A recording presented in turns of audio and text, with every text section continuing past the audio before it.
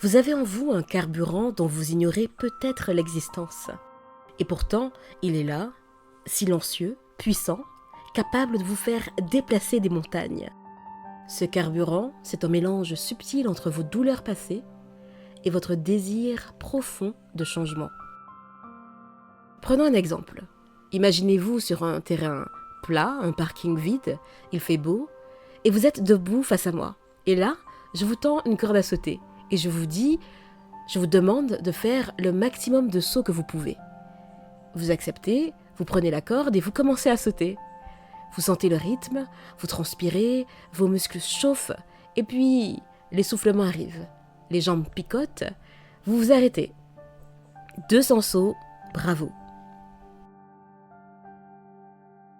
Maintenant, imaginez que je vous regarde à nouveau, droit dans les yeux, et que je vous annonce que toute personne capable de faire 400 sauts ou plus repart avec un chèque de 100 000 euros.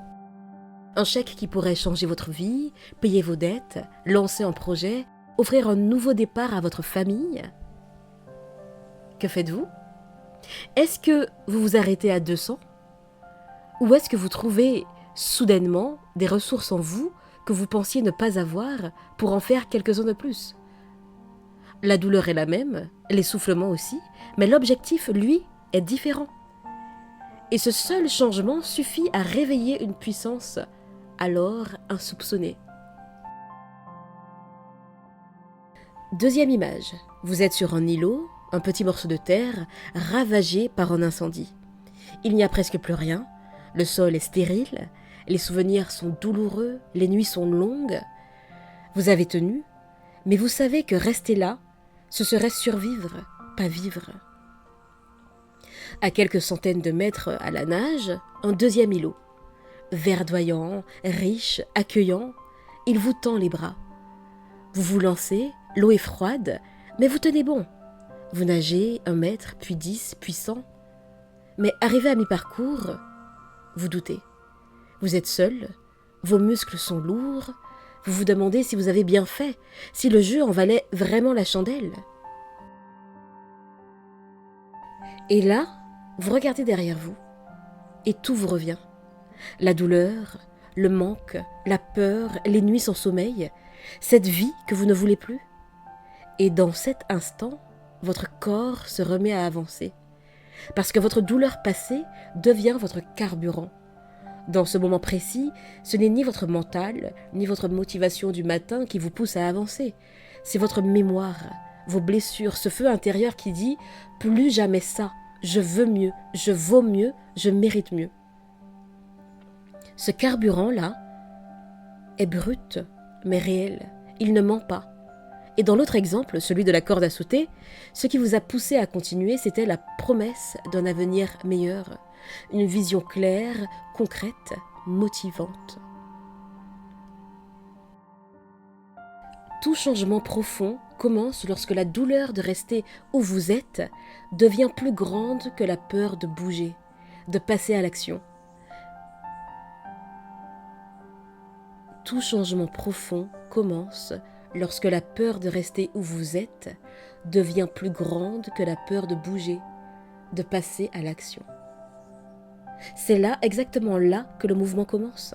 Et pour continuer à avancer malgré l'effort, pour persévérer, nous devons nourrir notre esprit de 2 choses.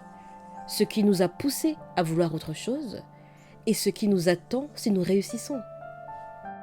Pensez à la salle de sport, ce dernier set de squat, ces 10 minutes de cardio de plus. Pourquoi les faites-vous vraiment ? Parfois, c'est en repensant à ce jour où vous ne supportiez plus votre reflet dans le miroir, ou cette remarque blessante qui vous a marqué. Parfois, c'est parce que vous rêvez d'enfiler ce vêtement, de courir un marathon, de vous sentir léger, confiant, fier. Dans tous les cas, vous puisez dans votre histoire, soit pour fuir ce que vous ne voulez plus, soit pour vous rapprocher de ce que vous désirez profondément. C'est ça votre carburant, un carburant secret, personnel, intransmissible et extraordinairement puissant. Mais il y a un bémol. Dans chacun des exemples que je viens d'évoquer, il y avait un objectif clair.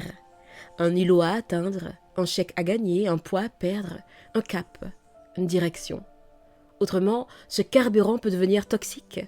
Sans objectif, repenser au passé ne devient plus une force, mais un fardeau. Visualiser le futur devient de la frustration, pas de l'inspiration. Posez-vous la question. Où allez-vous? À quoi vous raccrochez-vous? Pourquoi êtes-vous prêt à fournir un effort supplémentaire, à vous relever encore une fois? Ressasser votre passé ne vous servira à rien si vous ne savez pas pourquoi vous vous battez. Et rêver d'une autre vie ne suffira pas si vous ne définissez pas clairement ce que cette autre vie est pour vous. À quoi elle ressemble? Alors aujourd'hui, reconnectez-vous à cette énergie, replongez dans ces douleurs qui vous ont transformé, mais ne vous y attardez pas. Utilisez-la plutôt comme un tremplin, pas comme une encre. Et face à vous, dessinez sans retenue ce que vous voulez vraiment.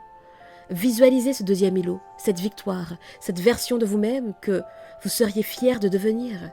Parce qu'à la fin, tout est énergie. Et vous en avez bien plus que vous ne croyez. Alors, cher ami, quel objectif décidez-vous de remettre au goût du jour pour activer votre carburant secret? Je vous dis à bientôt et d'ici là, imposez-vous.